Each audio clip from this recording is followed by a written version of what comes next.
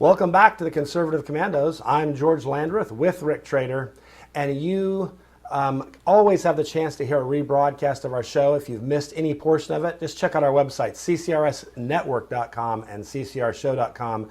Also want to remind you, if you would, to please like us, friend us, follow us on Facebook and Twitter. Just look for the Conservative Commandos. I have the privilege of introducing our guest.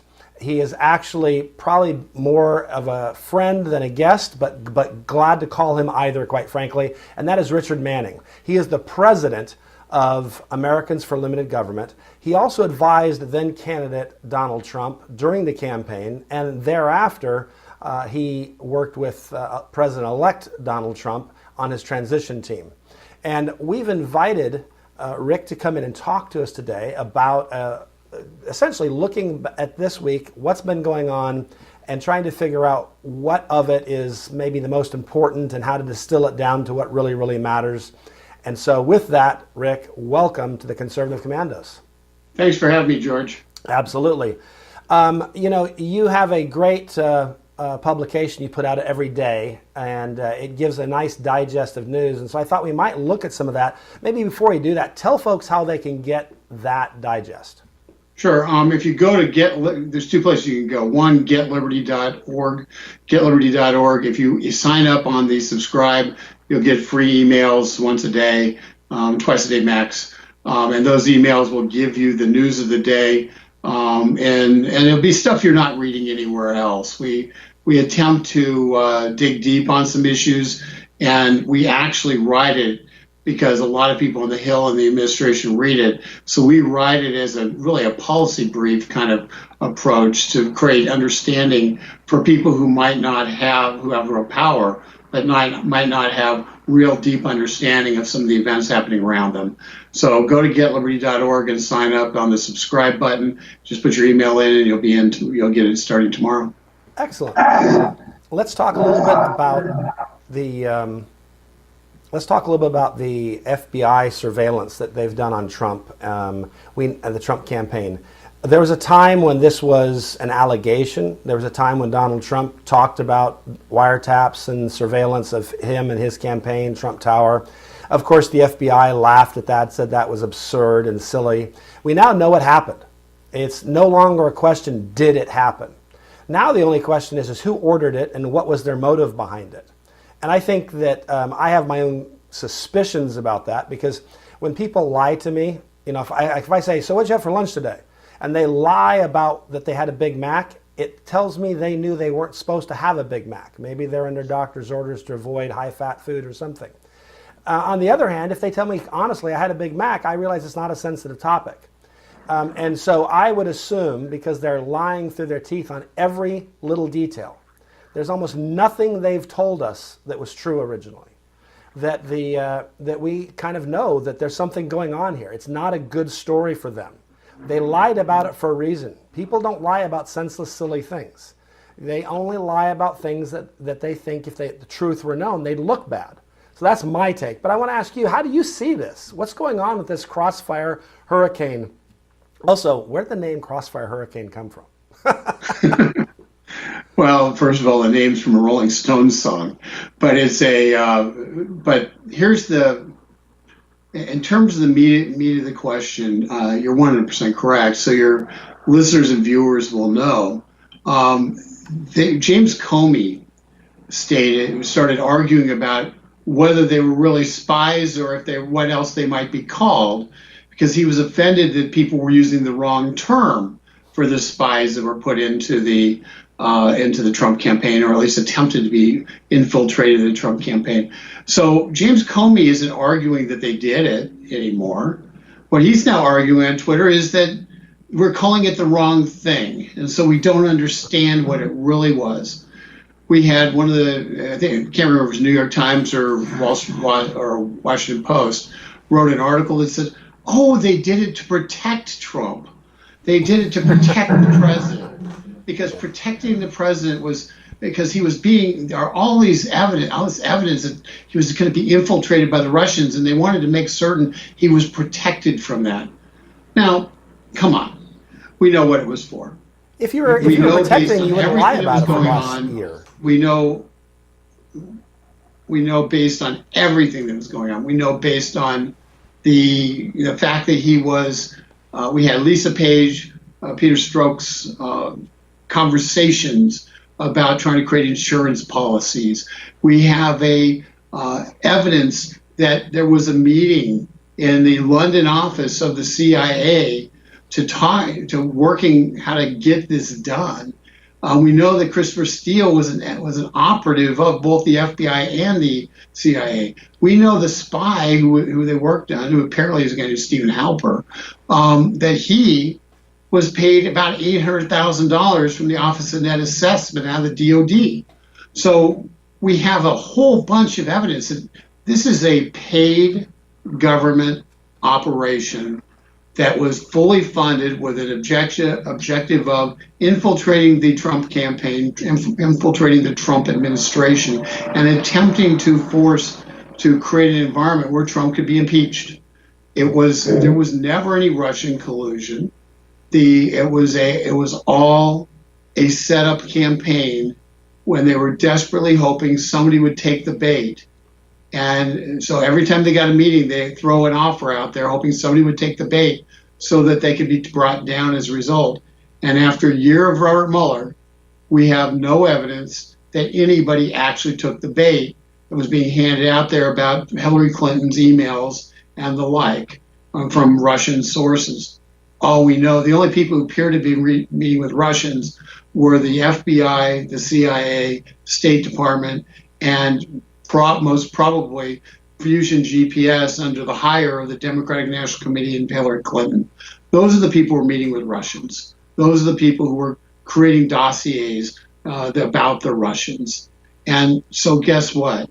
The only collusion in this entire investigation appears to be between our federal government and bad actors overseas in an attempt to influence this election and later to infiltrate the Trump administration, both his transition team and his administration, it is beyond anything. It's beyond anything. I'm going to repeat, anything that our country has ever seen. Right. Oh, I agree. I think this is far, far worse than what I think used to be the benchmark for bad political controversy and, quite frankly, scandal, and that's Watergate. In Watergate, you had a few rogue campaign people break into an opponent's campaign office and try to steal some papers. Here you have a government agency going in and essentially placing spies and using the power, I would say the awesome power of government to prevent an election from being a fair and free election. This is the stuff of banana republics. This is the stuff of countries that we laugh at. And I would argue this is the legacy of Barack Obama. Barack Obama's legacy is he turned America into a banana republic. And the only difference between us and Venezuela is we aren't poor yet. We're headed there, and if we keep these policies up, thank goodness for the election of a president who understands this. But if we'd kept up for a generation the policies of Barack Obama, we too could be on a huge, massive national diet, losing weight and starving slowly, as the Venezuelans are. And I would argue that what happens first, though, is this breakdown of government, and then slowly what happens is the economics follow. And you saw that with the communist regimes before the Iron Curtain fell, etc. But basically, there is a heavy price to be paid by the people when we lose our liberty and our freedom. We've only got like 30 seconds, but go ahead and tell me what you think of that, and then we'll continue this conversation on this on the break. I think you're 100% correct. We have our whole system of governance, all our whole system of voting and expectation that the government derives its power from the people has been put to the test because we had people in power who didn't believe that should be true and that the people couldn't be trusted to make a decision, and they knew better and they attempted to overturn the people's decision. That's what we're at. That's where we're at now, and I never thought in my lifetime I'd ever be saying that. I agree. It's sad. Well, we're up against the clock, so you are listening to Conservative Commandos. I'm George Landrith with Rick Trader, and we're coming to you from the Conservative Commandos Radio Network, broadcast all across this great nation. and carried around the world on Al Gore's amazing internet with TalkStream Live, iHeartRadio, TuneIn, American Political Radio, and AM/FM 24/7. Don't go away. We will be right back.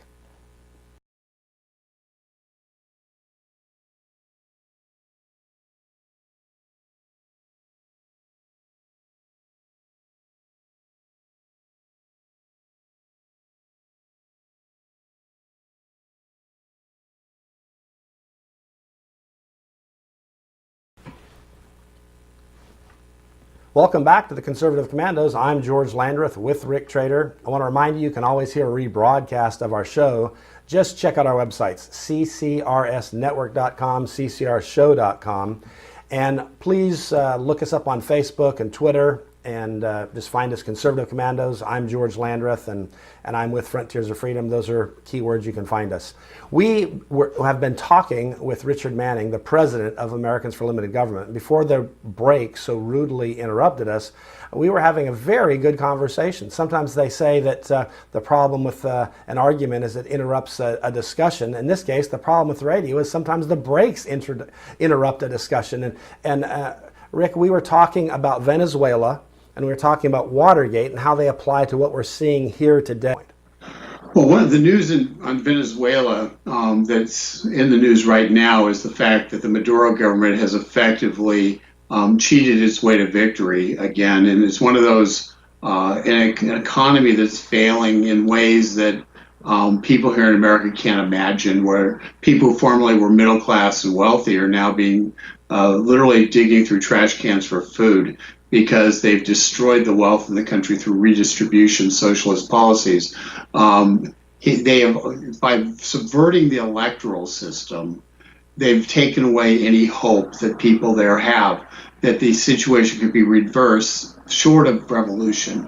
And so it's an important point, because in America, this whole attempt to overturn or stop the election of Donald Trump, to ensure it couldn't occur, and then to try to overturn it through the FBI inserting spies, the FBI and the campaign, the surveillance of the transition team, the attempt now through the Mueller investigation to find anything they can do to justify impeachment, the continuing calls by people on the Democratic side running for Congress to impeach President Trump.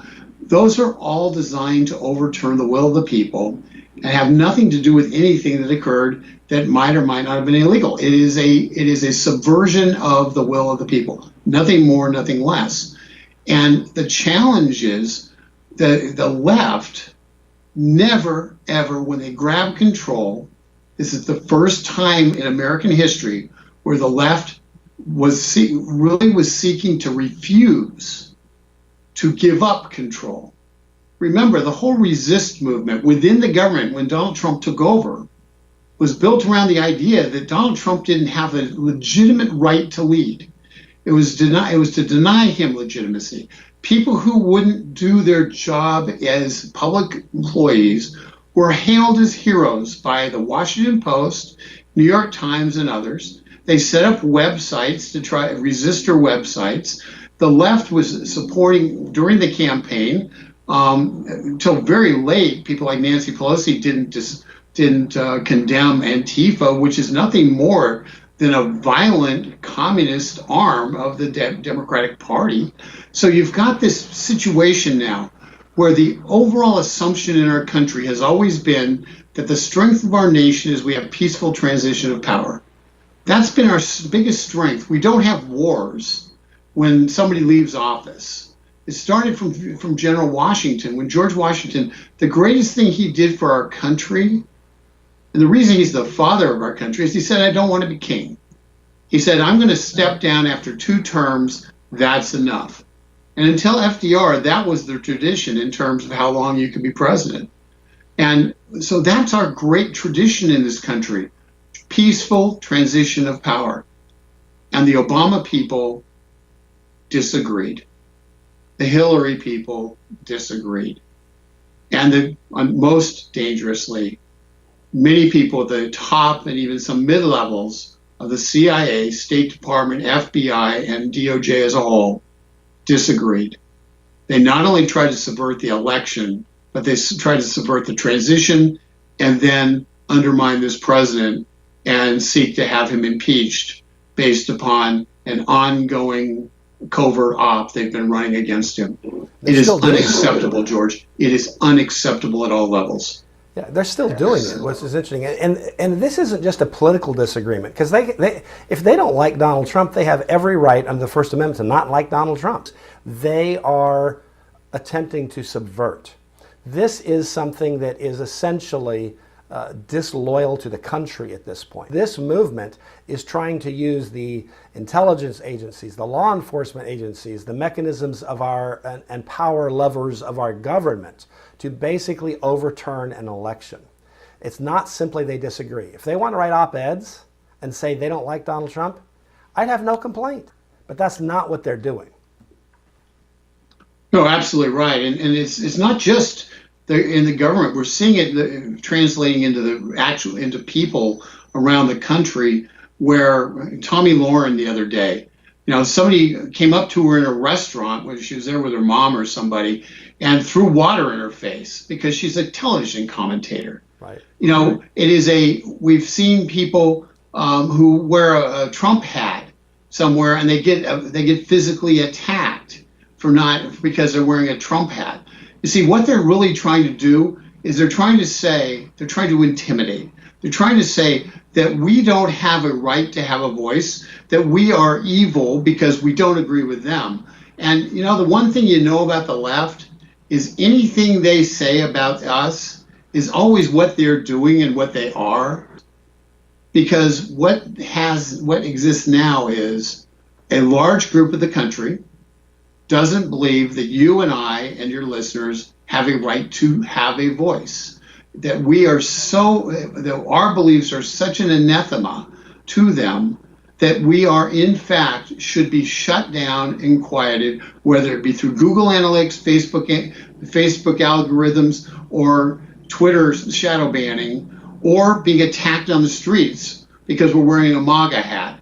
So that fight continues to try to silence President Trump. And in many respects, it exists on both sides of the party. The fact that the Senate has not confirmed 4 directorate-level people into the Justice Department makes it so people like the Obama people are still running the Office of Civil Rights at the Department of Justice. That's the Senate's fault. And we need to get it straightened out right now and get our people confirmed, so at least the Trump administration is able to be the Trump administration and not the Obama administration. That's a good point. That's something that every one of your listeners can tell their senators. Call your senators. Say, start confirming Trump executive branch nominees, starting with a full slate at the Department of Justice. Absolutely. Rick, our time is up, but just real quick, tell people about your website and how to follow you. Sure. GetLiberty.org is the website. You can follow us on Twitter at LimitGovT, @LimitGovT, and you'll get all of our stories are on Twitter, so you can pick them up free there also. Great.